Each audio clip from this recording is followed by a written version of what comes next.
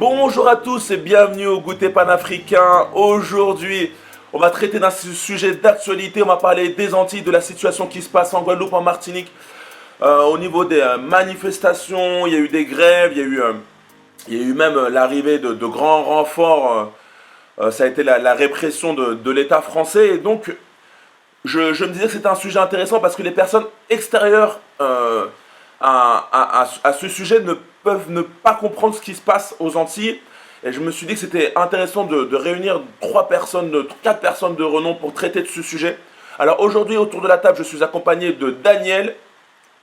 Comment tu vas? Ça va, salut tout le monde. Ça va, enfant? Ça va très bien, merci. À côté de Daniel, on la voit pas, mais elle est cachée, c'est l'invité mystère, c'est Hachen Sou. Comment elle va? Oui, bonjour, Thomas, et je suis contente de participer à ce panel. Bonjour les autres invités, merci. Yes. En haut à gauche, le président de l'Africain du Monde, on a Thibaut Obou. Comment il va? Il faut que tu branches il faut que tu mettes il faut que tu penses au micro. Très très bien, merci, je vais très très bien. Yes. Et en haut à droite, on a Aton. Comment tu vas? Au tape à tous, franchement, un tape des jeux sur tout le monde. Oui, ça va bien.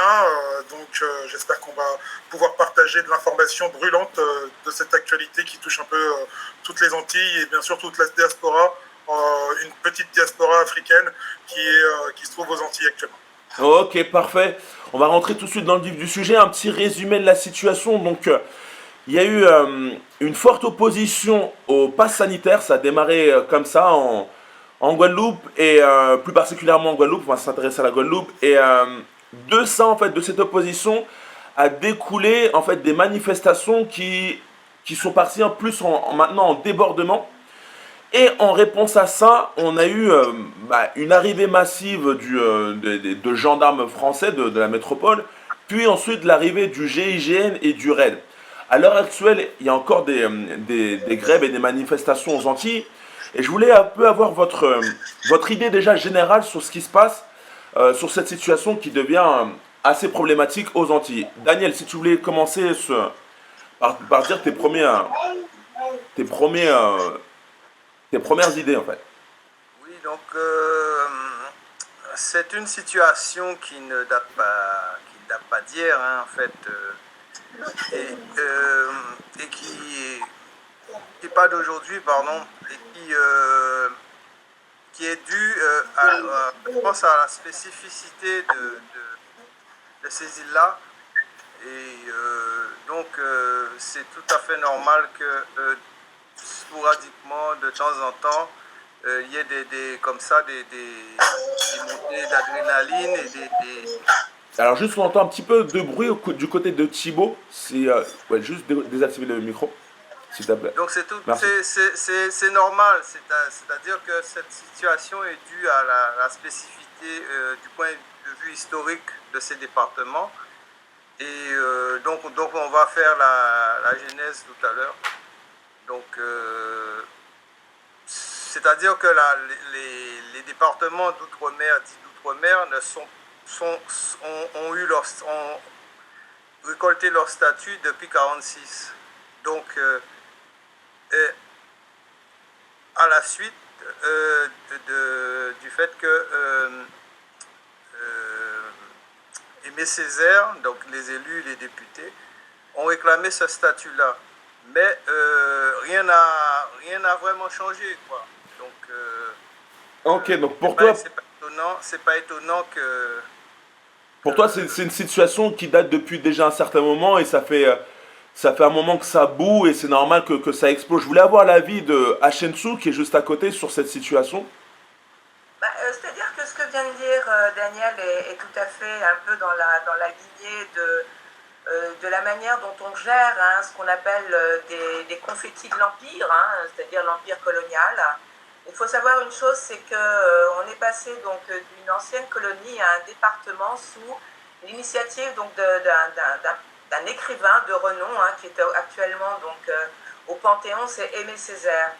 C'est vrai que Aimé Césaire a été l'un des personnages pivots pour créer un terme d'abord la départementalisation donc en 1946, c'est par la loi du 19 mars, sa proposition du 19 mars 46, qui a été adoptée le 27 octobre 46, qui est aujourd'hui donc dans la Constitution, notamment par l'article 73. Alors, juste, excuse-moi de te couper, mais c'est vrai que c'est important de parler d'histoire et de tout ça, mais pour revenir au vif du sujet, qu'est-ce que tu en penses de cette situation en fait? Alors, brièvement, la situation actuelle n'est que la conséquence d'un problème qui n'a pas trouvé réellement de véritable réponse ambitieuse.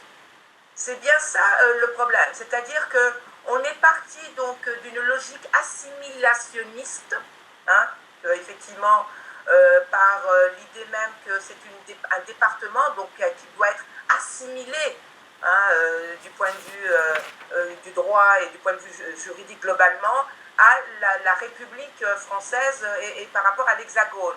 Il y a une sorte de nécessité de suivre les directives qui sont données d'en haut pour gérer les territoires et notamment les spécificités de ce territoire ultramarin, puisque ce terme est aussi connoté, à des kilomètres, prises par des fonctionnaires qui ne connaissent pas réellement la réalité de ce problème. Ok. Et Alors, voilà. je vais poursuivre avec Thibaut, savoir ce qu'il en pense de cette situation en Guadeloupe.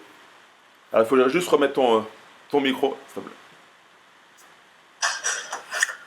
Oui, merci Thomas, bonjour à tous, bonjour à tous, à Daniel et Achensu. à Yetsout. Donc Thibaut Ogou, président d'Africains du Monde, écrivain. Et donc par rapport à la situation actuelle qu'on a en Guadeloupe et aussi à la Martinique, je pense que c'est pour la première fois on a un département français, donc la Guadeloupe et la Martinique, qui ont réussi en fait à montrer les contradictions du gouvernement français, de Macron. C'est-à-dire qu'ils ont imposé actuellement des nouvelles mesures par rapport au pass sanitaire, par rapport aux enfants. Bientôt, les enfants vont subir les vaccinations. Début janvier, ça sera généralisé. Et donc, on se rend compte qu'avec la lutte qu'il y a eu en Guadeloupe, on a avancé jusqu'au 31 décembre. Ça veut dire quoi? C'est le 31 décembre, bon, rien ne se passe au 31 décembre, parce qu'après on a le 1er janvier, donc on rentre en 2002. C'est-à-dire que quand on se bat, effectivement, on arrive à avoir des acquis, et que rien ne se donne comme ça. Ici, en France, dans l'Hexagone, à Paris, il y a depuis des années, il y a des luttes, des gens qui se battent contre ce vaccin, mais ils sont réprimés, à la fois par la gendarmerie, la police et tout ça, et aussi une répression médiatique qui fait qu'ils sont inaudibles. Donc on a comme l'impression qu'il n'y a qu'une seule voix, la voix officielle, la voix du vaccin, alors qu'on se rend compte aujourd'hui que ce vaccin n'a pas encore prouvé on va dire son efficacité. Il n'a pas encore aussi prouvé le fait que les effets secondaires de ce vaccin est dangereux ou pas. Aujourd'hui, on sait qu'il est très dangereux, mais malgré tout, il est quand même mis en place et il est vivement conseillé. D'un autre côté, du point de vue juridique et institutionnel, on se rend compte que le gouvernement français ne respecte plus la Constitution parce qu'on impose un vaccin contre la population, ce qui est interdit dans la Constitution. Donc, vraiment, le peuple guadeloupéen a vraiment montré une contradiction flagrante sur l'application aujourd'hui de ce Covid par le gouvernement français. Et tout à l'heure, je vous ferai rebondir parce que bien sûr, cette histoire de vaccin est en fait rappelle plutôt un traumatisme qu'a vécu les Antilles, notamment avec le chlordécone.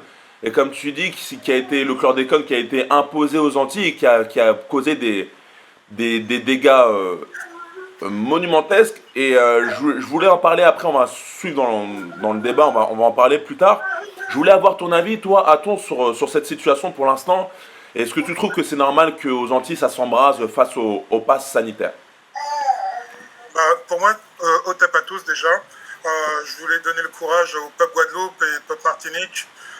Bon force à tout le monde. Et puis leur dire que qu'on est qu'ici en diaspora, on est tous force avec eux, que ce soit en Afrique ou ici en métropole ou dans le reste du monde. Donc courage à tous et franchement l'entraille de la bête est vraiment partout dans toute diaspora. Donc ça c'était la première chose. Je pense qu'on a profité de l'excuse du vaccin. Le vaccin, ça a été la goutte d'eau qui a débordé le vase pour mettre une rébellion en place. Je pense qu'on a tous vu, comme le disait Thibaut tout à l'heure, je pense que c'était une excuse pour remettre plein de problématiques qui débordaient sur le vase, quoi. Il y avait trop de problématiques en Guadeloupe. On voit bien, on a parlé du chlordécone, on a parlé du problème, on n'a pas encore parlé des problèmes d'eau qui en découlent de ce chlordécone, puisqu'aujourd'hui, aucune eau potable est prenable aujourd'hui en Guadeloupe, sauf en bouteille. Donc c'est juste inadmissible.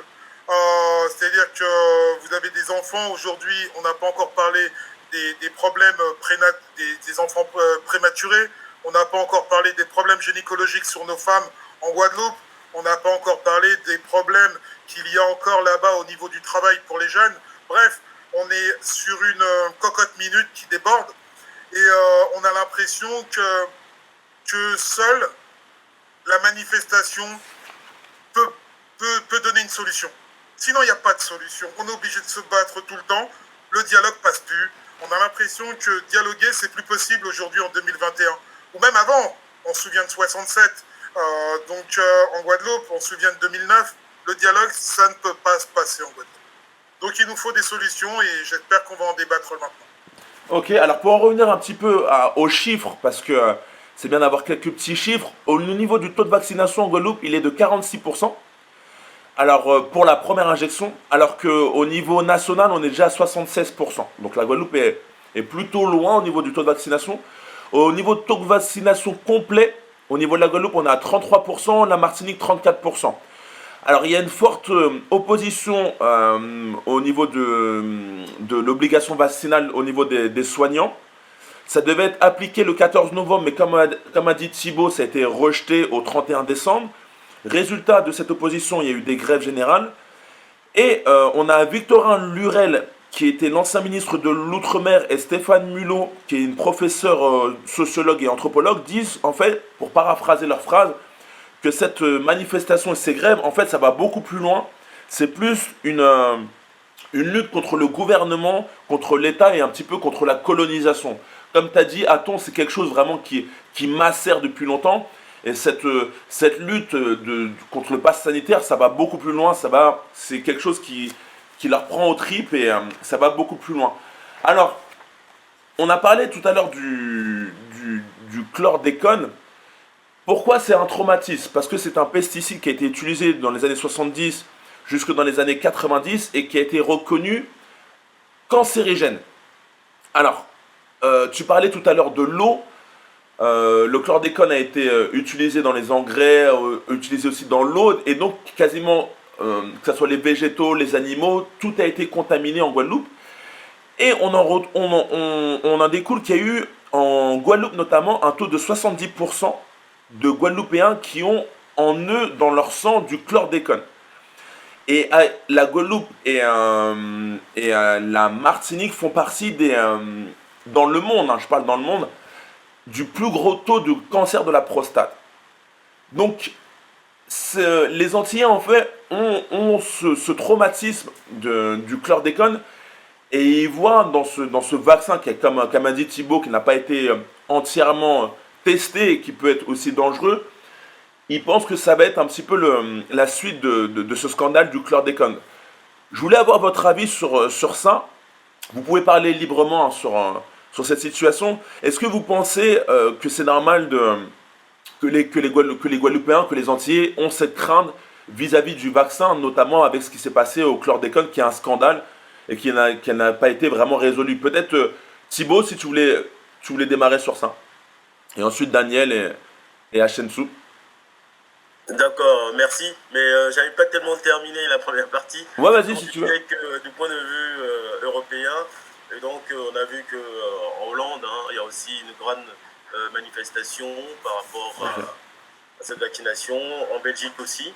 Et il n'y a que, en réalité, il n'y a que en Guadeloupe, il y a eu des résultats, on va dire, positifs, concrets, réels, où le gouvernement a réellement reculé.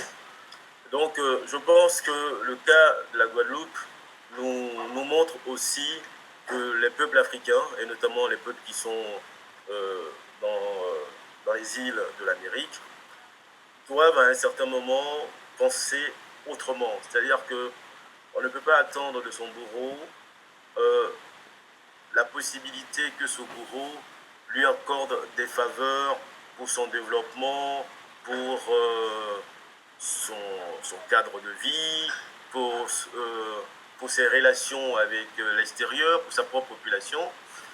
Donc moi je pense qu'il faudrait qu'on aille très loin. C'est-à-dire qu'effectivement, on a parlé de chlordécone et tout ça. Mais au-delà du chlordécone, pendant longtemps, les Français ils descendaient, quand il y avait une grève, en 67, ils descendent, ils tuent tout le monde et puis après les gens reviennent. Puis on n'en parle pas. Donc c'est à peu près la même chose que nous vivons aujourd'hui, parce qu'on parle, l'eau c'est la vie. Si aujourd'hui pour boire il faut juste prendre des bouteilles d'eau minérale qui sont très très chères, ben, ça veut dire que les gens ne vivent plus. Ils ne vivent plus et c'est très cher. C'est pas les mêmes prix qu'aujourd'hui. Donc il va falloir effectivement se poser des vraies questions et de savoir si effectivement les Martiniquais et les Guadeloupéens ont tout intérêt aujourd'hui à vivre dans la communauté française ou ils ont intérêt à faire autrement. Très bien. Daniel et Achenchou, je voulais avoir votre avis sur un petit peu ce qu'a dit Thibaut. Est-ce que les Guadeloupéens, les Antillais devraient plutôt réfléchir à sortir, pourquoi pas, du carcan de la métropole ou continuer dans cette situation, mais avec des améliorations du point de vue de l'État? Et notamment aussi la situation avec le chlordécone, etc. Si vous voulez mettre votre micro, ouais. Oui, d'accord. Donc moi, quand je parlais justement de spécificité et quand je parlais de faire un retour en arrière, c'est-à-dire que les Antilles françaises ont hérité d'un statut. Euh, mais le problème, c'est que du point de vue économique, il n'y a pas eu d'accompagnement. C'est-à-dire qu'on est toujours resté sur le même schéma d'avant, avec donc des béquets, un pouvoir central qui décide, avec une monoculture ou une biculture, canne, banane, et il n'y a pas eu vraiment de plan de développement pensé pour qu'on puisse passer, parce que je rappelle que la banane était subventionnée. Donc, le sucre aussi également. Mais avec l'Union européenne, ça a permis que ces cultures-là puissent, à travers le temps, puissent continuer à perdurer, mais avec une date butoir, avec la fin des subventions. Et rien n'a été prévu pour aller, pour justement aller au-delà de ça et prévoir autre chose. Donc, ce qui fait que vous avez un chômage qui est endémique. Les emplois, c'est des emplois de service. Donc, on a développé le tourisme, mais un tourisme qui au fil du temps, bon, qui a subi la concurrence des autres îles, soit anglophones ou hispanophones, Cuba, la République dominicaine, ensuite les îles, les Bahamas et autres là. Donc ce n'est pas étonnant. Et en plus de ça, on a une classe politique locale qui est défaillante, qui n'est que représentative, c'est-à-dire qu'ils sont là pour montrer leur poids à l'Assemblée nationale, mais ces gens-là n'ont jamais rien décidé de quoi que ce soit. Ils n'ont jamais proposé quoi que ce soit à l'Assemblée nationale. Donc c'est des gens qui sont élus, qui vont faire leur mandat, qui vont venir en France, que vous allez voir à la télé de temps en temps. Mais tu trouves qu'ils n'ont, en gros, ils n'ont pas de poids et ça ne sert pas à grand chose.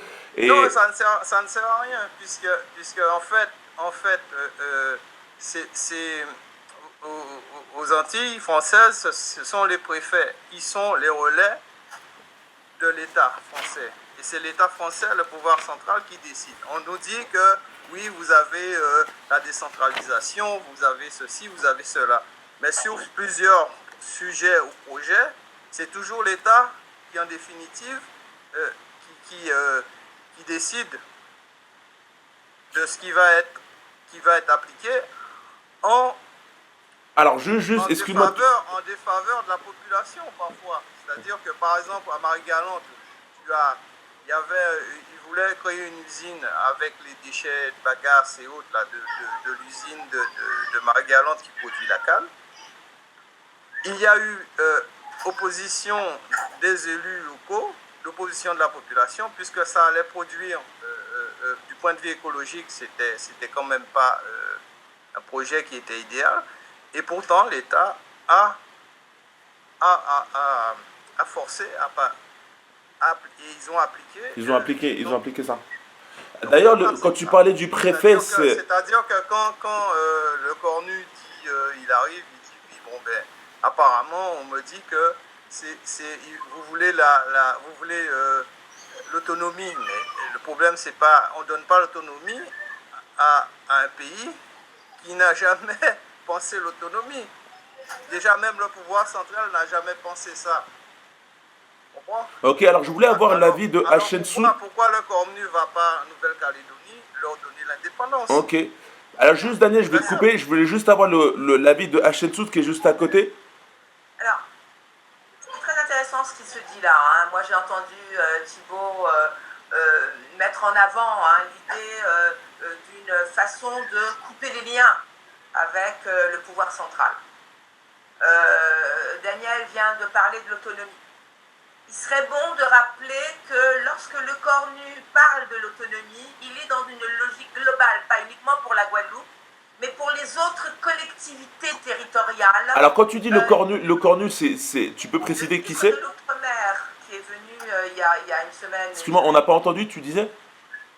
Le cornu, donc le ministre des Outre-mer, précisait qu'il met en avant l'autonomie. Mais il ne faut pas avoir peur de ce terme-là. Qu'est-ce que ça veut dire l'autonomie?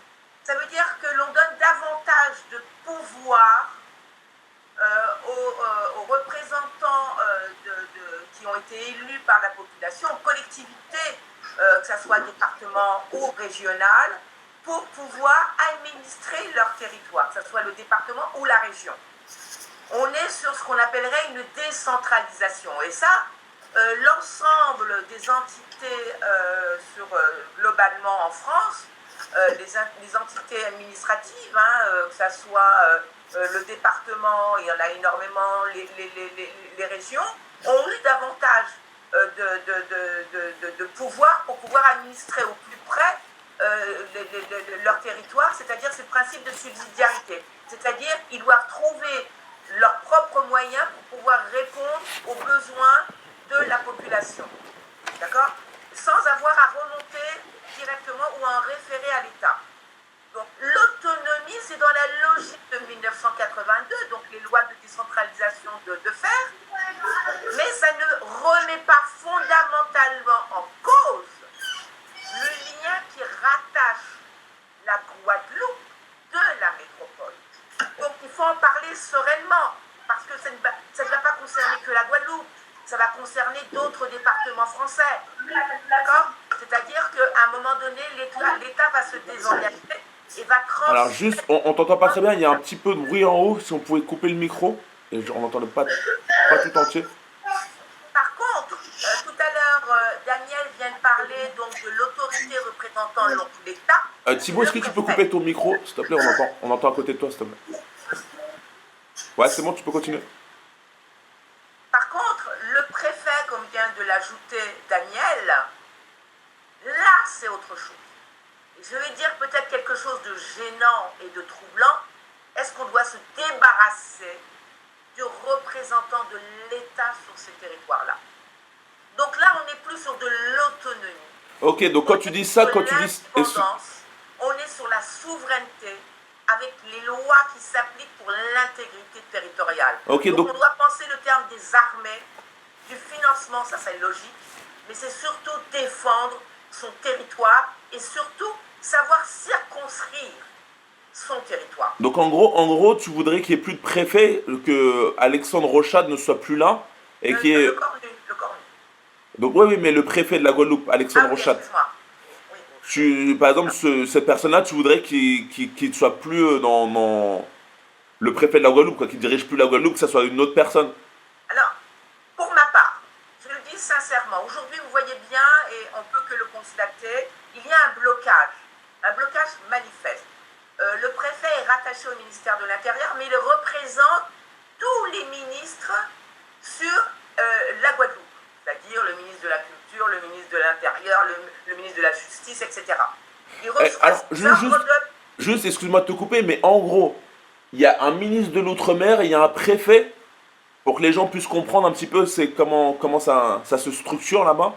Alors, c'est-à-dire que localement, puisque c'est ainsi, le préfet est un peu celui qui entend et va rapporter au plus haut sommet de l'État ce qui se dit sur son territoire de compétence. Il est là un peu pour prendre le pouls. Il faut savoir que les préfets ont été institués par Napoléon, donc c'est pas n'importe quoi. C'est un petit peu celui qui repère quels sont les indices qui vont fracturer le territoire. Donc c'est comme ça qu'il faut prendre le préfet.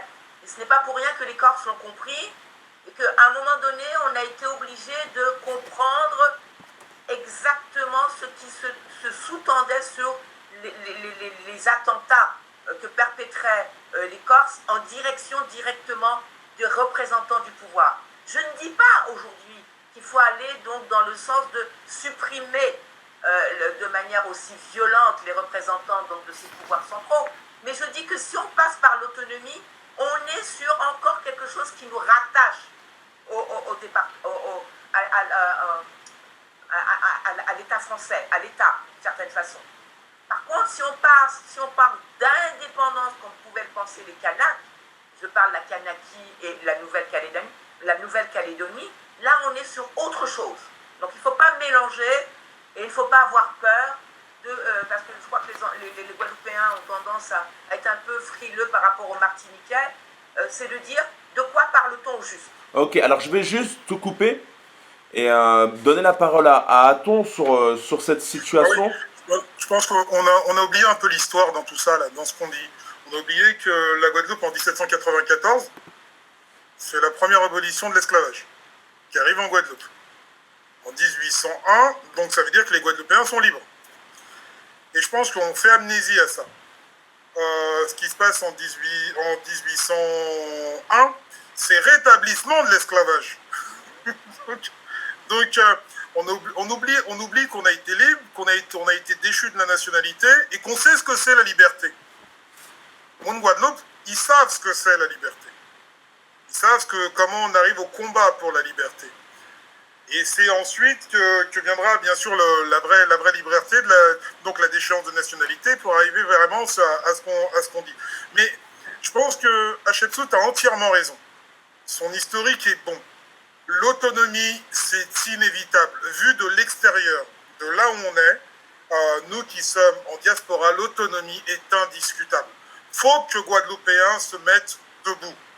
Et il faut qu'ensuite, ils réfléchissent à une situation. En 2009, on en parlait déjà. En 2009, on a vu ce que ça a donné. On a vu les émeutes, 44 jours, la vie chère, etc. On a oublié, sans oublier, je me fais rappeler que la Guadeloupe, c'est un des départements où la vie est la plus chère en France. Exactement. Et les revenus sont les plus minimaux. Ouais. Attends, je voulais rebondir sur ce que tu dis. Tu voulais l'indépendance. Non, l'autonomie. Il faut passer par l'autonomie et ensuite l'indépendance. Alors quelle serait la différence entre l'autonomie et l'indépendance? Et ensuite, je voulais rebondir sur ce qu'a dit Hatshepsut quand elle parlait de la Corse. Les Corses ont peut-être eu une sorte de rébellion un petit peu contre les préfets, mais résultat, ils font toujours partie de la France. Toi, qu'est-ce que tu en penses? enfin, la Corse, ils ont un statut particulier. À mon avis, je vais mettre les pieds dans le plat parce qu'ils sont blancs. On parle de territoire négroïde, africain, en grande majorité. Le fait qu'ils soient noirs ont des traitements différents. On va pas se cacher derrière son petit doigt, on va pas dire ouais, parce qu'ils sont comme si. Le fait qu'ils soient noirs, ils ont une constatation différente. On l'a vu en 2009, on l'a vu le ridicule, comment ça a été traité, leur débat, 44 jours de vie chère pour rien. Tu penses que parce qu'ils sont noirs, ils sont pas pris au sérieux? Bien sûr, comme tout territoire francophone dans le monde. Il n'y a aucun territoire francophone dans le monde qui s'en sort la tête haute en dehors de la Côte d'Ivoire. Mais on a vu qui ils ont placé en Côte d'Ivoire et dans quelles conditions ça s'est mis. Donc il faut être clair avec ça, il n'y a que le combat qui mène à ça. L'autonomie, c'est indiscutable en Guadeloupe, il faut qu'on aille vers ça. Le dialogue, d'accord, mais la violence, on doit passer par de la violence pour être écouté. C'est comme ça. Donc il faut qu'il y ait rébellion, l'autonomie viendra, mais d'abord, il faut que la population accepte l'autonomie. Donc il faut un petit peu de temps. Donc on va encore y aller doucement, faire cette autonomie, mais pour y accéder, il faut qu'on discute, il faut que les gens discutent entre eux, il faut que les Guadeloupéens puissent dialoguer entre eux, remonter un peu l'histoire, et ensuite aller vers cette autonomie qui est indéniable et indiscutable. On doit aller vers ça. Ce champ-là de l'autonomie est indiscutable. Quand tu parles de violence, j'entends bien, mais est-ce que les Guadeloupéens et les Antillais ont au fond d'eux l'envie d'aller au combat, sachant qu'en face, dès qu'il y a une moindre révolte, la réponse a été la répression de l'État en envoyant le RAID et le GIGN. Peut-être ils se sentent c'est pas la première fois, en 67. moins forts que... C'était les militaires qui attendaient au réseau, qui sont revenus et qui ont abattu des gens en pleine rue de Pointe-à-Pitre. C'est pas la première fois qu'on est subi à la confrontation de la moquerie de l'État français blanc. C'est pas la première fois, donc il faut... on a l'habitude, enfin les Guadeloupéens qui ont un peu d'histoire ont l'habitude de ça. Donc on sait que toute rébellion finit par mort. Que ce soit en 22, en 67, en 2009, il y a eu mort. Là, on est un petit peu sauvé parce qu'il y a beaucoup de médias, et peut-être qu'ils ne vont pas tirer dans le tas. Parce qu'envoyer le GIGN sur le territoire, ça voulait dire non pas réprimer une manifestation, mais GIGN veut dire quasiment maîtriser des terroristes. C'est ça, parce qu'à la base, le RAID et le GIGN sont pour des actions terroristes. Je voulais avoir l'avis de Thibaut sur ça. Est-ce qu'il pense que, un peu comme Aton, qu'au bout d'un moment, la confrontation violente serait une solution pour les Antillais? Ton micro. Voilà. Allez, toujours le micro et après il faut l'éteindre. Le jeu du micro. Moi, je pense que la violence, elle existe déjà. Et l'État français est un État violent. Et l'État français a toujours mis les îles, je les appelle les îles de l'Amérique, dans un état de violence extrême. Et ils sont encore dans un état de violence. C'est-à-dire qu'on a tendance à se voiler la face en ne voyant pas les choses telles qu'elles doivent être. Un exemple simple. Tous ceux qui ont le pouvoir de direction dans l'État, ils sont tous blancs. Le préfet, il est blanc. Les directeurs des administrations sont tous des blancs. C'est-à-dire que les médecins, la plupart des médecins qui ont le pouvoir de décision sont tous des blancs. Donc ça, c'est une violence extrême d'une population qui est, on va dire, à 80-90% noire. Ça, c'est la vraie violence. Donc, il ne faut pas la nier. Maintenant, il y a une violence... Alors, désolé de te couper parce que je trouvais ça très intéressant. Et une personne qui va regarder la vidéo va se dire, par exemple une personne blanche qui va regarder la vidéo va se dire, bah, c'est normal qu'il y ait un blanc à la direction. Mais si on fait dans le sens inverse, est-ce que ça serait normal, par exemple, qu'il y ait plus de ministres noirs dans l'État français? Ça, on le voit pas. Et généralement, quand ça arrive, c'est limite scandaleux. Là même, je vais clarifier. Okay. Je vais clarifier et puis je vais faire un lien avec le débat qu'on a eu la fois dernière. C'est-à-dire qu'il y ait des ministres blancs en France ne doit pas être étonnant. Parce qu'en fait, qu'est-ce qui s'est passé? c'est parce qu'on a fait une éducation pour faire en sorte que le noir sorte du système français. Alors que le noir est, je le répète, le premier habitant de la France. La France s'est faite d'abord avec des noirs sur toutes les époques. Les grandes décisions, les premiers rois, tout ça, c'est les noirs. Tous ceux qui ont, par exemple, dessiné les frontières françaises, c'est encore un noir qui a l'île Saint-Michel. Hein? Les grands notables, c'est des noirs. Donc en fait, la France est un pays noir. Mais on a génocidé et on a minoré. C'est-à-dire qu'on a rendu de 100% à 2-3% de la population noire. Donc du coup, ce n'est plus logique dans la pensée des gens de voir un noir à un poste de direction. On dit, ouais, c'est pas normal, on est des pays de blancs, comment se fait-il qu'il y a des noirs qui auraient des postes de direction? Ça, c'est le fait historique et le fait scientifique. Maintenant, pour les Antilles, il y a eu la répression de l'esclavage pendant longtemps. Il y a la répression de la colonisation, nous sommes là-dessus. Donc cette répression, elle continue sur une population qui n'a jamais eu de réparation. Jamais eu de réparation. Jusqu'aujourd'hui, en 1802, quand Napoléon rétablit l'esclavage, mais qu'est-ce qu'il a fait? Pour la rétablir, il a fallu tuer. Il a tué, il a exproprié des gens. Et donc, ces personnes n'ont jamais eu de réparation. Donc, la Guadeloupe, comme les Antilles, sont dans une situation de violence à long cours ou au long cours. Donc on ne peut pas le nier, on ne peut pas le maquiller. Moi je pense sincèrement, si la Guadeloupe et les Antilles veulent avoir un jour meilleur, parce qu'aujourd'hui le climat et on va dire l'avenir l'impose, hein. Il suffit de regarder aux îles Salomon, on voit qu'il y a une grogne, hein, toutes les boutiques des Chinois, des Indiens, tout ça sont pratiquement mises à sac, ce qui pousse la Chine à se révolter un peu, à demander aux îles Salomon des comptes, et à demander aussi à la Grande-Bretagne, parce qu'ils sont dans le commandement off, aussi des comptes pour savoir ce qui se passe. Donc moi je pense que la voie de la Guadeloupe et de la Martinique, c'est vraiment une voie de raison. C'est-à-dire qu'on ne peut pas de façon éternelle vivre sur une coupe de quelqu'un qui vous a toujours génocidé. C'est pas possible. À un moment, vous avez plus de chances d'être en liberté si vous prenez cette liberté en totalité. C'est-à-dire que l'indépendance. Il ne faut pas avoir peur de l'indépendance. Parce qu'aujourd'hui, en étant dans le département, les désastres sont tellement immenses que, en fait, c'est plus psychologique qu'autre chose. C'est-à-dire qu'on nie la vie des habitants de ces îles, on leur fait passer et comprendre qu'ils sont français. Une fois qu'ils viennent dans l'Hexagone, ils se rendent compte que ce n'est pas le cas. Et même quand ils sont là-bas aussi, le traitement ne sont pas les mêmes. Un autre exemple, c'est-à-dire au niveau des fonctionnaires. Les fonctionnaires qui est blanc, qui quitte la France et qui va de l'autre côté, son salaire est multiplié par 4. Maintenant, le même noir qui fait ses études ici, qui finit et qui va en Guadeloupe, va aller bosser en tant que fonctionnaire, son salaire ne bouge pas. Il y a un problème, non? Exactement. Les deux ont fait les mêmes études ici. Il y en a un qui part, il est noir, ça ne bouge pas. Il y en a un autre qui arrive, il est blanc, son salaire il est multiplié par 4.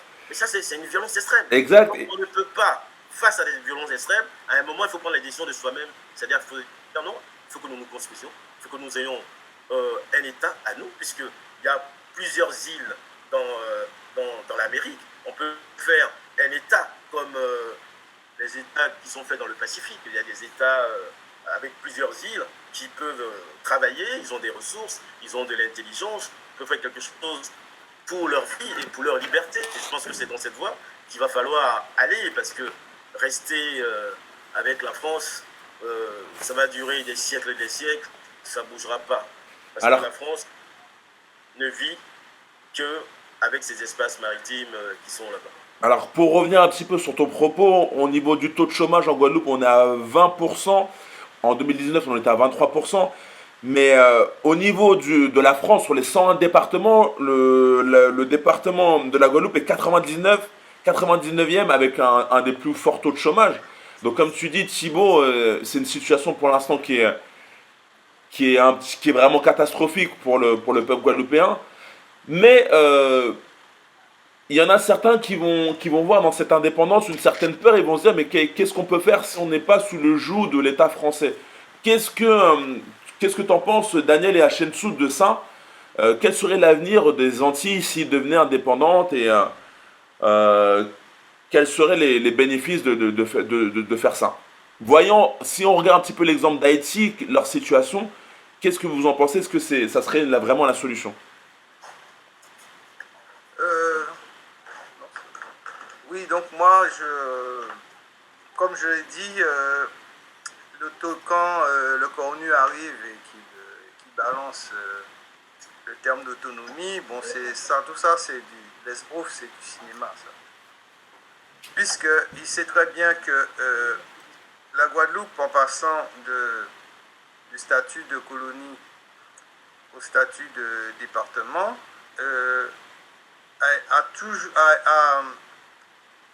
a vécu dans un sous-développement et un sous-équipement. Donc, il n'y a pas eu de pensée politique pour aller vers l'autonomie. Il n'y a pas eu une pensée économique pour sortir de la culture de la canne et de la banane et pour aller vers un autre avenir économique. Donc, à partir de là, comment tu veux, même si on te donnait gratuitement ou sans fracas l'autonomie, comment tu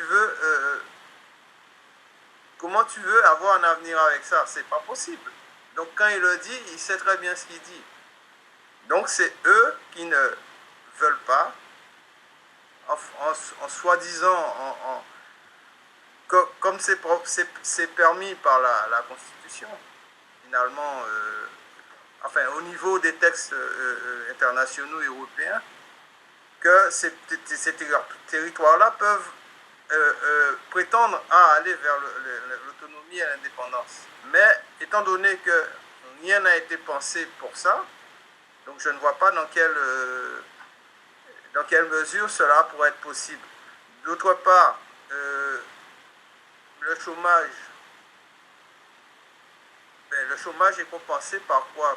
Le chômage peut être compensé là-bas par le fait que les gens vont à l'école, ils grandissent, ils font toute leur scolarité, ils ont le bac ou certains vont à l'université. Ils vont à l'université, mais après ils partent en métropole. Après, c'est ça, le schéma est le suivant, puisque rien n'a été prévu, il n'y a que ça. Et si tu es sur place, ce sera quoi? Bon, ben, ce sera le tourisme, voilà, c'est ni plus ni moins, c'est tout. Ou l'agriculture, ou enfin, qui est assez,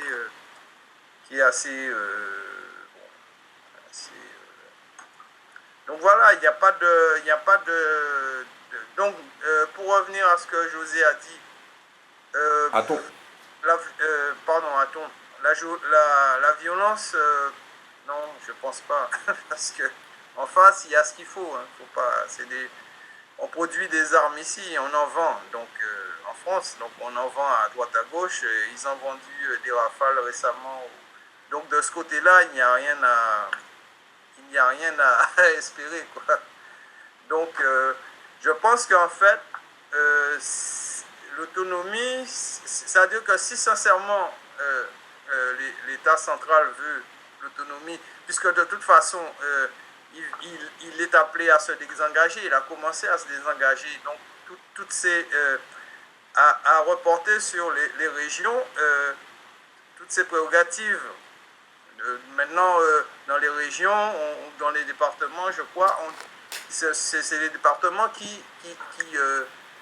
s'occupent du RSA et autres. Donc progressivement, comme l'État central s'appauvrit, n'est-ce pas, puisqu'il est obligé chaque mois d'emprunter à la Banque centrale européenne pour payer les fonctionnaires et pour faire tourner le pays. Donc, si vraiment ils veulent aller vers ça, ben, c'est quelque chose vers lequel ils doivent associer je ne dirais pas les élus, parce qu'il y a toute une classe politique là-bas qui est corrompue, mais jusqu'à la moelle. Et mais avec des gens sérieux et des élites, Ok, alors je voulais juste avoir l'avis de Hachem Soud pour un peu revenir sur ce débat quand vous parliez de violence, de faire avancer les Antilles. Toi, ça serait quoi ton avis, Hachem Soud? Alors, moi j'ai entendu beaucoup de choses, hein, à la fois Aton, Thibault, et je viens donc d'être très attentive à ce que vient d'ajouter Daniel. Je voudrais juste préciser, c'est que ce qu'a dit Daniel est tout à fait juste, hein. On assiste vraiment à une sorte de gabegie des élites actuellement à la tête des collectivités que sont le département et la région, et même au niveau communal, ou même des syndicats de l'eau et d'autres instances qui ont pour mission avant tout de pouvoir apporter à la population donc les solutions à leurs attentes, hein, qui sont les attentes élémentaires, c'est-à-dire au niveau de l'eau, au niveau de la protection des plus démunis, etc. On a une sorte de défaillance de réponse et de solution. Alors, est-ce que ça passe par la violence? Comme l'a dit très bien Daniel, la violence aujourd'hui, on voit bien que ça n'est pas forcément à la hauteur d'une population qui n'a jamais conçu effectivement les rapports de force comme étant fondés sur des armes létales suffisamment puissantes, parce que ça supposerait effectivement d'avoir une industrie. Et comme on est dans l'État français, on n'a que des cailloux, on a des machettes, on a des moyens pour pouvoir faire pression. C'est ce qui se passe actuellement, des grèves, des barrages, ça ce sont des armes aussi. Et on en voit par contre des hommes surarmés qu'on appelle le GIGN et le RAID. Ça veut dire quoi en quelque sorte? Ça veut dire que la violence est une solution, mais pas uniquement la seule. Elle pourrait être une solution si on avait vraiment les moyens de parvenir à une vraie guerre face à un État surarmé. Mais ce n'est pas le cas. Donc qu'est-ce qui nous reste? Qu'est-ce qui reste réellement? Parce qu'il faut bien sortir de cette impasse-là. On ne peut pas rester dans cette situation. Tout à l'heure, Thibault a dit que beaucoup de représentants étaient en grande majorité que des personnes leucodermes, etc. N'oublions pas que c'est aussi une violence symbolique que de montrer que l'État ne peut être incarné que par des populations venant et qui sont héritiers d'un territoire bien ancré qu'on appelle l'Europe. Hein, et que l'Afrique, par l'occurrence, que sont les descendants donc des esclaves, qui sont des Africains, que ce soit pour les Indiens et les Asiatiques, c'était des salariés. Donc on essaye bien de montrer aux Africains, et pas uniquement à ceux qui sont circonscrits donc à ce qu'on appelle la culture de plantation, mais aussi en Haïti et en Afrique, on leur montre bien que ceux qui sont détenteurs du pouvoir, ce sont les Européens. Donc à un moment donné, on parle beaucoup de l'écologie, mais il faudra mettre l'homme au centre et parler de l'écologie humaine. Où va-t-on? Est-ce qu'on veut vraiment la destruction de ce territoire? Parce que les plantations que l'on a eues, c'était effectivement pour les descendants, pour les propriétaires qui ont rapté, qui ont eu un grand butin humain et qui les ont conditionnés pour pouvoir produire de la richesse. Donc à un moment donné, est-ce que aujourd'hui on peut dialoguer avec ces descendants, avec ces représentants qui continuent à perpétuer d'une certaine façon cette violence par le biais de ne pas faire accéder à des postes de haut niveau des Africains et des descendants d'Africains. Donc ça veut dire quoi? Quand je parle ainsi, je dis qu'il y a du ressenti. Et quand je parle d'écologie humaine, il faut que tous, on puisse dépasser ces contradictions. Parce que sinon, et ça beaucoup d'afro-descendants le disent, il y a une cible. Ouais, mais concrètement, par les actes, ça serait quoi? Par les actes, pour faire avancer la Guadeloupe dans son environnement caribéen. La Guadeloupe appartient à la Caraïbe. Et parce qu'il appartient à la Caraïbe, elle a des spécificités communes avec ce bassin spécifique. On interdit interdit à la Guadeloupe et à la Martinique d'entretenir des liens avec les autres îles anglophones. Donc ça serait, pour La toi, Jamaïque, ça serait la s'ouvrir. Jamaïque s'en ça- sort mieux que la Guadeloupe. Alors, excuse-moi de te couper, ça serait s'ouvrir, au lieu d'aller directement vers la métropole, peut-être s'ouvrir plus avec les îles aux alentours et faire Exactement. des affaires avec. Ça serait plus ça. Très bien. Des contrats, des traités. On ne peut plus aujourd'hui penser l'inclusion par l'exclusion. Ou pourquoi pas faire un État de Caraïbes en fait. Et la France est-elle prête à faire ça? La France a cet orgueil de dire que son périmètre est beaucoup plus étendu que le reste des autres pays. C'est-à-dire qu'elle estime que ça va de Tahiti à l'Afrique avec la Réunion, ça va vers effectivement les États-Unis avec la Guadeloupe et la Martinique. Donc derrière tout ça, il y a une suprématie française qu'elle ne veut pas lâcher, qui remonte à De Gaulle. Et on ne peut plus continuer avec cette pensée-là. On ne peut plus. Alors je voulais, pour conclure le débat, un petit peu voir ce que vous en pensez de la réaction un petit peu de nous, de la diaspora face à ce qui se passe en Guadeloupe. Est-ce que vous pensez, par exemple, d'avoir manifesté, j'ai regardé quelques vidéos, mais j'ai pas vu énormément de personnes sur le rassemblement qui s'est passé à Paris. Est-ce que vous pensez que nous, la diaspora, on a un rôle pour de soutien pour ce que vivent les Antillais, ou est-ce que vous trouvez que c'est pas suffisant, qu'on peut faire beaucoup mieux? Et vous, comment vous voyez l'avenir pour les Antilles? Est-ce que, comme dit Hachem Soud, qu'il faudrait peut-être arrêter de voir aller à chaque fois vers la métropole, mais plutôt se concentrer sur pourquoi pas les Caraïbes? Je voulais avoir ton avis à ton sur ça, sur ces deux points, la réponse qu'a eu la diaspora. Elle a entièrement raison. Daniel a donné le plan qui paraissait clair. Il est certes pessimiste, mais super réaliste. Il est dans une bonne réalité, c'est ça. Hatshepsut va encore plus loin. Elle nous parle de Caraïbes. Moi, j'en suis entièrement d'accord. Il faut que le commerce Caraïbes s'ouvre. Il faut qu'on voit une manière de réfléchir autrement. Il faut qu'on arrive à s'ouvrir vers tout ce qui est autour de nous, que ce soit du Venezuela, en passant vers Haïti, en pouvant commercer ensemble. Il faut qu'on arrive à mettre notre jeunesse dans cette direction-là. Est-ce que tu penses que commercer ensemble, ça va peut-être aider à réduire les coûts, pourquoi pas? Ah oui, déjà, réduire les coûts, pollution, etc. Mais on va encore réfléchir mieux. Et si on réfléchissait même encore plus loin? Et si on réfléchissait anti-Afrique? Tout simplement. Des gens qui nous ressemblent, qui pensent comme nous, qui subissent les mêmes choses que nous, et qui ont le même fait de business. Et si on arrivait à réfléchir... Après, on peut fermer les yeux 2 minutes et essayer d'être plus ou moins conscient. Et si on réfléchissait d'une manière à être associé. Je sais que ça paraît utopique aujourd'hui, ce que je dis ça. Déjà commençons par la Caraïbe, déjà commençons par l'autonomie, ensuite aller vers l'indépendance, ensuite commercer avec la Caraïbe, et ensuite voir Afrique, Antilles, gagnant, gagnant. Pourquoi ce ne serait pas possible? Qu'est-ce qui nous empêche de faire ça? Qu'on me le dise. Est-ce que s'il y a quelque chose qui nous dit non, c'est pas possible, on ne peut pas gagner ensemble? Parce que c'est ça notre avenir. On est obligé de gagner ensemble. Ensemble, on est plus fort. Dès qu'on est, il y a en Afrique, c'est 2 milliards de personnes. 2 milliards de personnes jeunes. S'ils arrivent à être formés dans de bonnes formations, en étant des gens conscients, en étant des gens orientés, en réfléchissant correctement, mais le combat, on va le gagner parce qu'on est en guerre. Il faut vraiment se le dire. Les gens ne vous veulent pas du bien. Ils nous veulent que du mal. Le chlordécone en est un exemple simplement aux Antilles.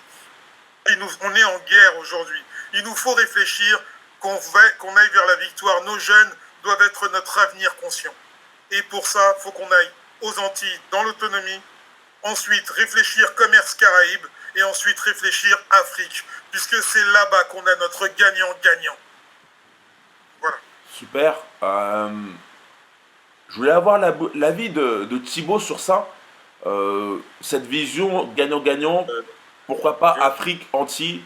Oui, je pense que le réel cordon, il est en Afrique. Ce sont des pays africains. Et puis, financièrement, ils ont plus à gagner avec l'Afrique qu'ailleurs, parce que on a à peu près la même façon de consommer, on a les mêmes besoins, on a les mêmes aspirations et on a vraiment aussi cette envie d'enlever cette soupape là, qui est sous nos têtes avec les armes françaises. À un moment ou un autre, il faut les enlever. En ce qui concerne maintenant le commerce et puis la coopération, il faut dire que la coopération existe déjà au niveau du Venezuela et des pays du Caraïbe, du Brésil, avec la Guyane, enfin, ces pays ont déjà des accords économiques qui marchent très très bien. Mais il faut se dire la vérité. Il ne peut pas y avoir de vrais accords. Qui dit accord dit autonomie. On signe avec des gens qui sont autonomes, qui sont indépendants. Est-ce que tu ne peux pas signer un accord, le donner encore au préfet, pour que le préfet le ramène ici à Paris? Ça veut dire quoi? Ça veut dire que ton accord, il est nul. Parce qu'il peut y avoir accord que quand avec des pays qui sont libres. L'indépendance, c'est quoi? C'est la liberté de commercer, la liberté de mettre ses enfants à l'école, la liberté de battre sa monnaie, la liberté d'aller aussi avec les autres îles, parce que les autres îles, comme je l'ai dit tout à l'heure, on peut faire l'archipel comme l'a fait Malaisie. La Malaisie, elle n'était pas libre. Il a fallu qu'ils se battent pour avoir des îles libres. Et aujourd'hui, économiquement, ils sont très loin. Ils sont très loin économiquement. C'est que des îles mises ensemble. Donc, il y a beaucoup d'îles qui peuvent être mises ensemble, qui peut donner quelque chose de réel. En fait, il y a de la réalité. Le Fanon l'avait déjà pensé, en fait. C'est pas nouveau ce que je dis. Fanon avait déjà pensé à cette possibilité de ces îles, de se mettre ensemble et de créer un État. Parce que tout le reste n'est que retard. C'est-à-dire qu'on est avec des gens qui biaisent. On est avec des gens qui rusent. On est avec des gens qui ont pour vie notre mis en quarantaine. C'est-à-dire qu'ils ne vivent que parce qu'on est en quarantaine. Donc, on ne peut pas penser qu'un jour, il aura la possibilité de dire, ben, maintenant que nous sommes rassasiés, bon, allez, vous aurez votre autonomie, et après, vous aurez peut-être votre indépendance, et on verra. Regardez le cas de la Nouvelle-Calédonie. Qu'est-ce qui s'est passé? C'est qu'on essaie, en ce moment, de déséquilibrer la population. C'est-à-dire qu'on envoie une population blanche pour minorer la population noire, pour que, quand on va aller au vote de l'indépendance, il y ait une indépendance qui est un peu masquée, puisque la majorité qui est devenue minoritaire, donc les Noirs, ne pourront jamais rien faire au final. On est dans ce même cas en Guadeloupe et à la Martinique. C'est pareil. Le bourreau ne pourra jamais te dire, vas-y, je te donne les clés, maintenant tu peux sortir, tu peux partir, tu peux revenir. C'est pas possible.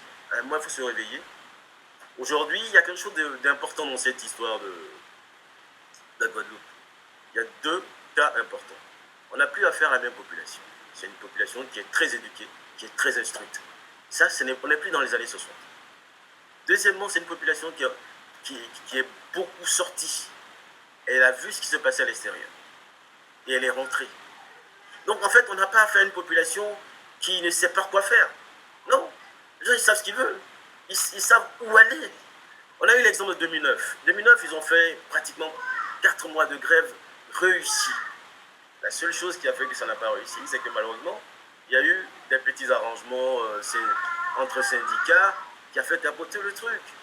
À un moment, il faut aller à l'essentiel. C'est vrai, il y a des revendications catégorielles, salariales, machin. On n'est plus dans les zones salariales. À partir du moment où tu ne peux pas boire, tu n'as pas d'eau parce que ta terre est contaminée. Mais tu vas aller où? Il faut te réveiller pour que tu travailles cette tête, tu travailles cette eau avec ton esprit pour dire, mais tiens, l'eau, je vais la surveiller parce que j'ai intérêt à boire une eau qui est saine. Mais celui qui est à Paris, qui décide pour toi que l'eau doit être saine, il ne va jamais prendre cette décision. Parce que plus tu es mourant, tu es minoré et tu es mal à l'aise, et lui, il a intérêt à surfer là-dessus pour dire, mais tiens, il a encore des territoires, il a encore de l'espace et tout ça. Donc à un moment, la population aujourd'hui, elle est prête. Elle est éduquée. Elle est très très éduquée. C'est une population très éduquée. Il y a beaucoup de gens qui savent faire. Ils sont des experts un peu partout dans le monde. Mais pourquoi pas chez eux? On n'est pas qu'experts à l'extérieur. On est aussi experts chez lui, chez soi. Donc moi je pense que la population aujourd'hui, contrairement à ce qu'on peut penser, elle est prête. Parce que pendant longtemps, on a surfé avec la mauvaise communication de dire non, Aux Antilles, les gens ne sont pas prêts pour l'indépendance. Qu'est-ce qu'ils vont faire avec l'indépendance? On a vu Haïti. Vous voyez bien Haïti, ce que ça donne. En fait, c'est un peu l'exemple pour dire, mais si vous voulez, vous voyez Haïti, ce que ça donne Haïti, vous allez vers Haïti. Mais non, on n'en est plus là. L'essentiel, c'est que la population elle est très éduquée. Elle sait ce qu'elle veut. Elle sait où elle est. Donc, à un moment, il va falloir déchirer... Il va falloir le faire. il faut falloir le faire. Il faut déchirer le voile et puis y aller. Et aller tenter l'aventure. C'est ça. C'est même pas une aventure, c'est la vie. Parce que Ouais. dans ce monde, on en survit. Il faut vivre. Donc vivre, c'est cette voie. C'est la voie de la vie. Ouais, mais je pense que l'indépendance, comme tu dis, évidemment, elle peut être la solution et ça peut être dur au début, mais après, au final, comme tu as dit, la Malaisie, après des années, ben, tout reviendra dans l'ordre pour le peuple antillais. Je voulais avoir le mot de la fin de Daniel et Hachem Soud sur cette situation. Et notamment le point de vue bah, nous, la diaspora, est-ce que vous pensez que il faudrait faire ça, il faudrait faire une sorte de révolution pour aller vers cette indépendance un petit peu? C'est-à-dire révolution. Non, la diaspora... Bah, quand je dis révolution, c'est un petit peu... bah, là, il y a eu des petites manifestations un peu en soutien à la place de la République pour les Antillais, de ce qu'ils vivent, mais c'est vrai que j'ai regardé les images, c'était plutôt tranquille, ça jouait du tambour, tout ça. Mais c'est bien ce qu'ils ont fait. Mais est-ce que tu penses peut-être qu'on devrait être plus virulents, nous qui sommes ici en France? Non, non, de toute façon, la diaspora qui se trouve ici, en fait, c'est... Est-ce que les gens qui sont pas restés et qui sont partis, est-ce que c'est... Bon, c'est pas ce constat d'échec, là, auquel on assiste. Donc, bon, pourquoi vous dites que Thibaut, ton micro? On entend. la Guadeloupe et la Martinique, en fait, ils sont membres associés au CARICOM. Bon, ils n'ont pas de voix délibérative. Mais je pense que les autres îles aussi sont dans les mêmes... elles sont au même niveau que la Guadeloupe, même si elles sont... je ne pense pas que du point de vue économique, il y ait, à part le tourisme, il y ait, à part pour Trinidad, Barbade, qui ont du pétrole, ou bon, Cuba qui se débat avec cet embargo américain. Je pense que le problème des îles, c'est que c'est au niveau des ressources disponibles pour permettre le développement, un développement économique. Donc, oui, ce serait une bonne chose qu'on puisse s'associer véritablement aux autres îles, mais beaucoup d'îles se retrouvent dans la même position que nous. Hein. On n'a pas de ressources véritables. Ou alors il faudrait vraiment... bon, en Guadeloupe, on parle de géothermie, bien sûr. Ce serait... ça pourrait déjà garantir aux Guadeloupéens une indépendance énergétique au niveau, au lieu de faire venir du pétrole ou autre. Mais bon, je pense que dans l'immédiat, non. C'est-à-dire qu'il faudrait déjà une place de personnes qui soit vraiment consciente et pas des gens qui sont diplômés aussi, hein, mais qui, du fait de leur position politique ou autre, ne sont là que pour que c'est un peu si au convenir ce problème-là et en profiter, quoi. Bon, de toute façon, ça a toujours été ça avec l'État central, c'est que dès que vous gênez, bon, on vous glisse quelques billets et puis vous la fermez, on vous donne un emploi et puis avec les 40% et puis voilà, tout le monde est content et puis on va pas plus loin. Ok, je voulais avoir l'avis d'Hachem Soud sur ça alors. Du coup, Alors, pour moi, terminer, le mot de la fin. Oui, alors moi brièvement, je dirais, c'est assez intéressant tout à l'heure, donc Daniel a évoqué donc l'idée donc de la migration. Hein, lorsqu'on le regarde bien, les confettis de territoire qui se trouvent dans la Caraïbe organisent pour certaines îles la migration vers les grands pôles, États-Unis, Canada. Pour nous, c'est aussi donc la France. Donc d'une manière générale, les capitalistes européens profitent un petit peu de l'héritage qu'ils ont acquis pour pouvoir développer davantage de richesses. Et comme l'a dit Hatton, à un moment donné, il faut penser ce vaste territoire, qu'est ce continent, qu'est l'Afrique. C'est-à-dire, si l'Europe pense qu'aujourd'hui, la déportation des descendants d'esclaves est une richesse pour eux, puisque le Canada, n'oublions pas, a organisé, après donc, les tremblements de terre, etc., la venue d'Haïtiens en masse, même si aujourd'hui ils sont ostracisés, c'est que ça leur apporte aujourd'hui une plus-value. Donc ce n'est pas rien que de maintenir la dépendance de ces territoires parce qu'ils y trouvent un intérêt, ces grands pôles.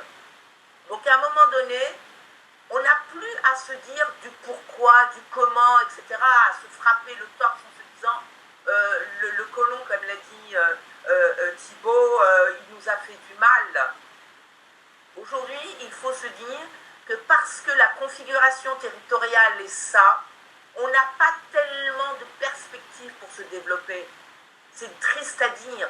On est héritier d'une économie qui était de la monoculture, qui était qu'un accident au niveau du parcours, hein, c'est-à-dire qu'ils nous ont implantés ici pour leurs propres intérêts. Mais les capitalistes et les capitaux sont ailleurs, ils sont mondialisés, mais les populations sont restées. Donc aujourd'hui, comment voir l'avenir? Est-ce que nous, on peut décider de voir autrement et penser à un autre territoire? Penser la territorialité, c'est ça qu'il faut envisager. La territorialité avec des liens logiques au niveau économique, culturel, avec un continent qu'est l'Afrique. Parce qu'il ne faut pas l'oublier, l'Europe lorgne sur l'Afrique. Elle y pense toujours avec la même mentalité que les premiers pionniers qui sont partis là-bas avec des idées un peu mortifères pour ce continent-là. Hein? Donc maintenant, on doit penser de manière beaucoup plus globalisée. Ok, donc ça serait une vision plus panafricaniste, c'est-à-dire tous dans le même sens pour le progrès notamment de l'Afrique et en même temps de la diaspora.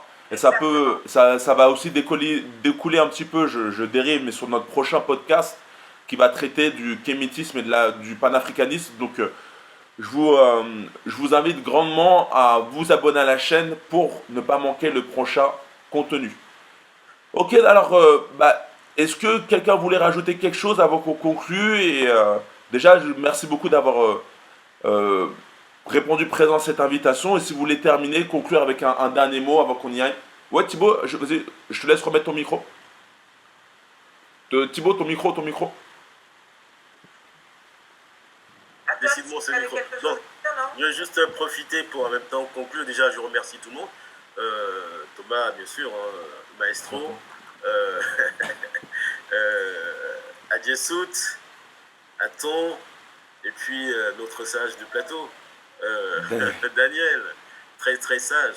Ben voilà, ce que je voulais vraiment dire en guise de conclusion qui est très important, c'est que on a souvent laissé penser qu'il n'y avait rien aux Antilles et que par conséquent, même s'ils ont les dépenses, ils ne pourront rien faire. Et là, je le réitère, il faut que ça soit vraiment clair. Et à travers notre émission ailleurs aussi, la plus grande puissance et la plus grande richesse, c'est l'humain. Et c'est l'intelligence. Et c'est rien d'autre. On a des pays qui n'ont rien dans leur sous-sol, mais ils ont de l'espace maritime. Et ils ont beaucoup dans l'espace aérien. Et ils en font une richesse immense. La meilleure richesse, c'est d'abord sa liberté. Et quand tu acquiers ta liberté, tu peux tout faire. Puisque tu as la tête, tu as l'intelligence, tu peux tout faire. Rien ne te l'empêche de le faire. Parce que c'est pas en étant sous la pression, avec une coupole, qu'à un moment ou un autre, les choses vont changer. Non, c'est pas possible. Je pense qu'il faut qu'on ait confiance en nous. Et la meilleure confiance, c'est de savoir que nous avons l'intelligence. Et qu'avec l'intelligence, les choses peuvent se faire. Daniel venait juste de parler de la géothermie. Ça n'est une richesse, mais il y en a tant d'autres. Et puis, une autre réalité, vous savez, on est dans un pays qui sont très matérialistes. S'il n'y avait rien aux Antilles, les gens n'y seront pas. C'est pas compliqué. C'est-à-dire qu'on n'a pas besoin d'aller faire des écoles spécialisées. Hein. S'il n'y avait rien dans ces territoires, les gens n'y seront pas. C'est aussi simple que ça. C'est-à-dire que qu'est-ce qu'ils vont y faire alors que leur souci depuis des siècles a été d'aller chercher et ramener pour vivre. Mais s'il n'y en a pas, ils repartent. Là, on commence à donner un peu quelques signaux là, avec cette histoire d'autonomie, des engagements. Ça veut dire que, bon, on se rend compte que, bon, on n'a peut-être plus grand-chose à exploiter. Il va falloir peut-être voir autrement. Bon, ça... Non, moi, je pense que tant qu'il y a encore des préfets là-bas, ça veut dire que le préfet, ça veut dire quoi? Et puis, il y a quelque chose de particulier dans le préfet en Martinique et aux Antilles, c'est que le préfet a plus de pouvoir que tous les élus. Ça veut dire quoi? Ça veut dire que les intérêts qui sont aux Antilles sont très importants. Enfin, on n'a pas besoin de sortir d'ailleurs. Il y a des intérêts immenses. Mais il n'y a que nous qui ne voyons pas ça. C'est pas possible. On ne reste pas dans un coin comme des rapaces s'il n'y a rien. Donc, on a beaucoup de choses à faire. Il faut qu'on ait confiance en nous et qu'on acquiert cette indépendance. Je vous remercie. Merci à toi Thibaut Bouc. J'ai oublié de préciser qu'il est aussi président d'Africa du Monde, mais aussi auteur. Et j'invite tous les internautes à aller peut-être si tu as un site ou sur Amazon, regarder tes livres. euh, où tu parles de plusieurs sujets, notamment de la femme africaine, etc. Si tu voulais peut-être en parler en 2 minutes sur tes Oui, ouvrages. en 2 minutes, effectivement. Donc vous avez ce livre-là, qui est Le pouvoir divin de la femme noire africaine sur les 5 continents, c'est-à-dire que comment pendant longtemps les Africains, donc les Noirs, ont été indépendants, autonomes, parce qu'ils avaient à leur tête des femmes qui pensaient vraiment leur vie, leur intérêt, et ça a duré des millénaires en fait. C'est pas qu'un passage. Vous avez celui-là qui est le pouvoir, l'universalité africaine face à l'ingratitude du monde européen et sémite. C'est-à-dire que effectivement les Africains ont tout donné, ils continuent à donner, mais en face, on leur montre que, écoutez, vous avez beau donner ce que vous voulez, nous on s'en fout. Nous, ce qu'on veut, c'est ce que vous avez vos richesses. Le reste, on n'en a rien à faire. Donc, une fois que c'est comme ça, à un moment, il faut prendre ces mesures pour pouvoir non seulement sa sécurité, mais aussi prendre des mesures conservatoires pour que, tant qu'on ne voit pas quelque chose de différent en face, on travaille que pour nous, pour pouvoir vivre et puis défendre nos intérêts. Voilà. Donc voilà un peu, je vous montre que 2 livres hein, sur plusieurs. Je pense que voilà ce que j'avais à vous dire. Merci beaucoup à toi. Aton, si tu avais encore un dernier mot avant de conclure ce podcast. Moi, je vais juste souhaiter la force au peuple Guadeloupe qui subissent actuellement toutes ces représailles venues de métropole et toujours ce mépris. Donc, on est toute force avec eux et même si on est en diaspora, c'est face nos caballos et on leur envoie vraiment plein de force. Donc, plein de courage, surtout pour nos femmes là-bas qui sont nos potomitans et sur nos personnes qui peuvent se soulever sur les barrages. On est vraiment de tout cœur et sur ça, vous pouvez compter en tout cas sur le soutien de la diaspora. S'il y a quoi que ce soit à faire, on est là. Merci. Peut-être Daniel et Hachensu, s'ils veulent terminer aussi, un dernier petit mot. Et s'ils n'ont pas un mot, ben on termine.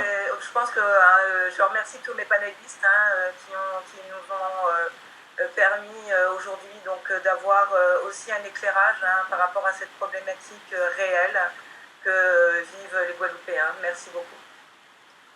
Ok.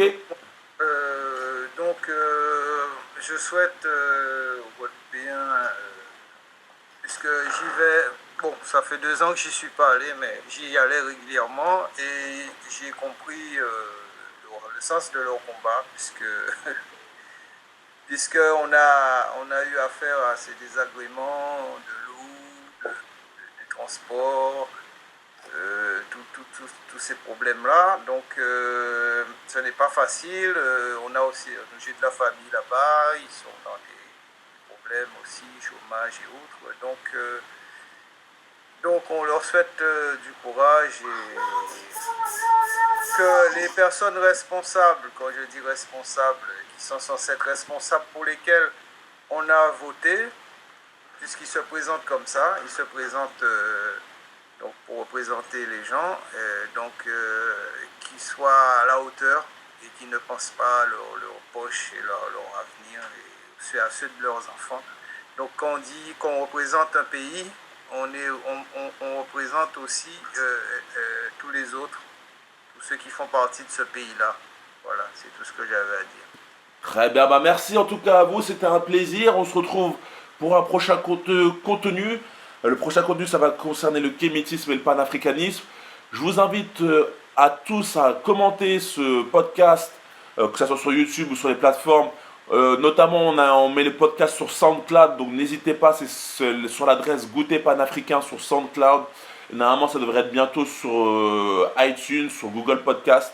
Donc n'hésitez pas à nous suivre, à vous abonner, pensez à commenter, à liker la vidéo, à mettre un petit pouce bleu, ça nous aide, à partager la vidéo à votre entourage et on se dit à très très bientôt. Bonne journée à vous.